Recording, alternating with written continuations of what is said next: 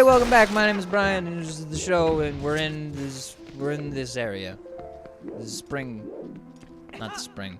What were you talking about? I don't remember. Do you? Clearly I don't, and I said that already.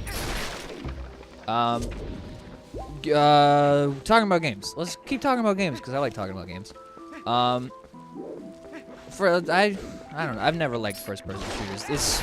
It's hard for me to give a shit about what's going on in a first-person shooter because so many of them are just like, it's the bad guys, you gotta get them, go, go, go. And it's just, I don't know. It's not interesting. Like, it's a little interesting, but it's not interesting, like, at all. Oh, this is where I gotta go. Okay. It's just, like, they try to make you relate to the characters in the game. It's just like, I don't care about fucking dude with the skull painted on his helmet face. Yeah, he's cool, but, like, who gives a shit? You know, the only first-person shooter game that I've played and thoroughly been invested and enjoyed, actually got all the achievements in the game, was Far Cry 3. And I think it's because my goals were aligned with the main character. If you've never played it, Far Cry 3 is a good game. It's basically you're this rich kid who gets stranded on an island, and then the natives kidnap you and your family and friends, and are basically like, you're gonna be our slaves now. Tough shit. But like the first thing that happens is after you get kidnapped, which, you know, I'm not spoiling anything here. This is like the first 10 minutes of the game. They kill your brother. I think it's your brother. They kill somebody who's important to you, like immediately, like right away. And your first, sort of thought is, well, that was shitty. I don't want that to happen. But you don't really, like, it's not like, oh no, my impassioned speech about revenge. He's just kind of like, what the fuck? And that's what you're feeling too. You're just like, this was supposed to be a nice little jaunt through fun little mystery spooky island land, and it started with my brother being murdered. What is happening? And that's kind of how he reacts too. And it's just like, they obviously pepper in little bits like where it's just like, what? My brother? No, sad. But it's not, like overwhelmed with like, oh, I can't believe it. I'm so downtrodden and defeated. What must I do but take revenge? It's, I'm gonna get him. Cause the guy who kills your brother, his name is Voss. You probably saw ads for the game. He's super terrifying, crazy guy. Really good voice acting, like really good villain. He's got that chaotic element like Joker has that I really love in villains because it makes them unpredictable and you can do anything with them and it's so much fun. But the part that makes you really want to play the game is he makes fun of you for being stupid and like bad and like you'll never measure up to him, and he's saying it because it's a first-person game. He's saying it right into your screen face, and you want to fucking prove him wrong. Like there's just something about he's just such like a smarmy little asshole. You just want to walk up and punch him in the nose, or shoot him with AK-47s, which is the more viable option considering he is heavily armed and has an army of mercenaries. But that really helps with the game. Like, it makes you want to play it because you want to do what the character wants to do. Because you're experiencing the character. You feel like the helplessness and like that was what really motivated me to play, at least, was that sort of just like concept of I am running around in this fucking place. I'm accomplishing that. We're 5 minutes in this episode. I've done nothing. But like, it's such a cool way that they do that, and not a lot of games do it. It's a very awesome game because of that it just sort of like makes you motivated to align yourself with the character.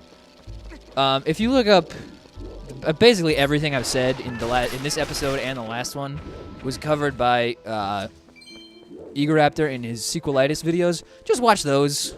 They say what I'm trying to say much better. And he has a much like nicer voice than I do, and he's much more articulate because what he's saying is scripted, and it's his kind of own thought. But just fucking watch it, because goddamn it, it's so good. All right, let's do a bomb arrow. Good. Okay. Yeah, the dude is really smart, and I'm trying to learn kind of basic game design concepts.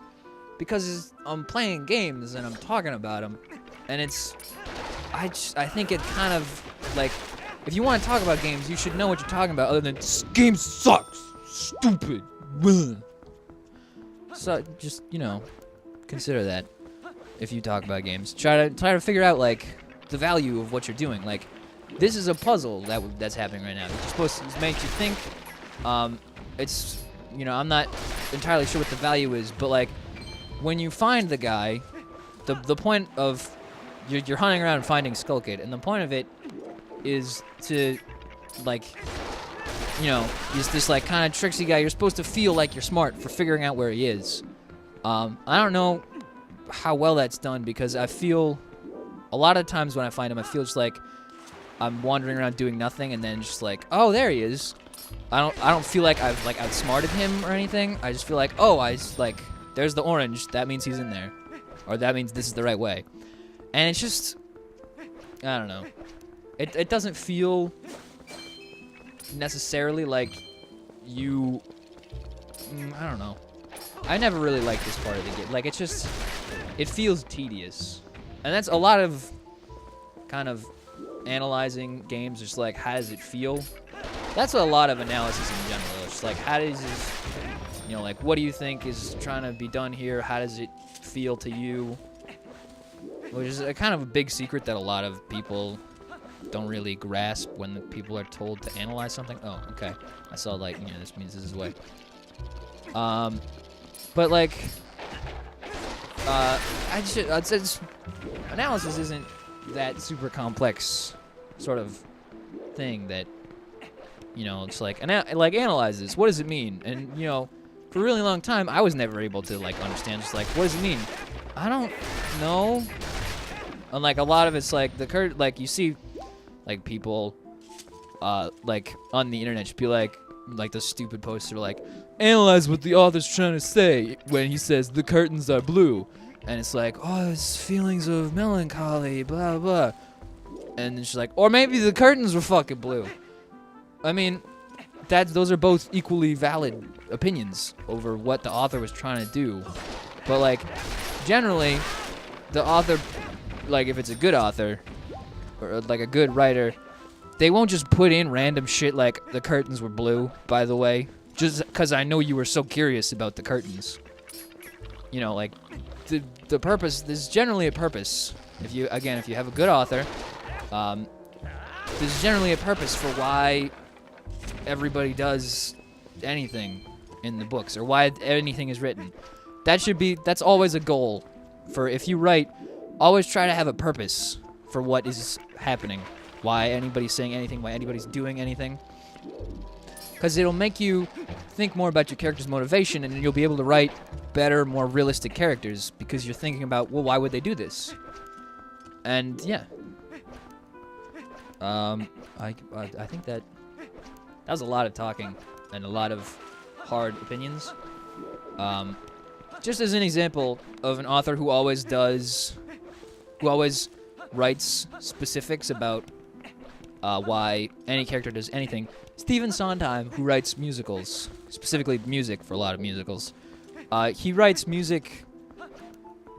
music very precisely. If a character's not singing, there's a reason for that. Or if everybody's singing in unison, there's a reason for that. Even because he can write beautiful harmonies, but, like, if they're singing in unison, it's not because he just didn't feel like writing harmonies, or he couldn't write harmonies. That just doesn't happen. It's fucking because they're in unison. Like, they're so perfectly on the same page, they are singing the same thing, not just the same words. Same notes, same everything. And that's why, like, if there's sort of like a complex harmony, like, maybe it's a complex situation. Anyway, I think that's it for this episode. We might just pause until I fucking find Skull Kid again, because I have no idea where this dude is. And I'm not listening carefully as I play. So, yeah, we'll see you next time. Bye!